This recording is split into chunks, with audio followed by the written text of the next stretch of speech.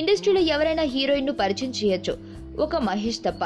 అవును, మహేష్ మాత్రం హీరోయిన్లను పరిచయం చేయకూడదు. అలా చేస్తే అది మహేష్ కే దెబ్బ. ఇదేదో కొత్తగా చెబుతున్న విషయం కాదు. మహేష్ ట్రాక్ రికార్డే ఈ విషయాన్ని తేల్చి చెబుతుంది. హీరోయిన్స్ ను పరిచయం చేసిన ప్రతిసారి ఈ హీరోకు ఫ్లాప్లే వచ్చాయి.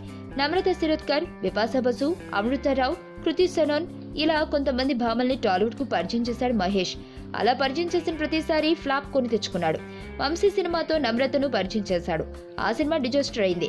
ఇక బిపాసా బసును పరిచయం చేస్తూ టక్కర్ దొంగ సినిమా చేశాడు. అది కూడా డిజాస్టరే. వీళ్ళతో పాటు అదితి సినిమాలో అమృతారావును, వన్ నేనొక్కడినే మూవీతో కృతి సనన్ ను తెలుగు తెరకు పరిచయం చేశాడు. ఈ 2 సినిమాలు కూడా అటర్ ఫ్లాపే. ఇలా చెప్పుకుంటూ పోతే హీరోయిన్ పరిచయం చేస్తూ హిట్ కొట్టిన సందర్భాలు మహేష్ కెరియర్ లో చాలా తక్కువ. ఒక మురారి సినిమా మాత్రం దీనికి మినహాయింపు.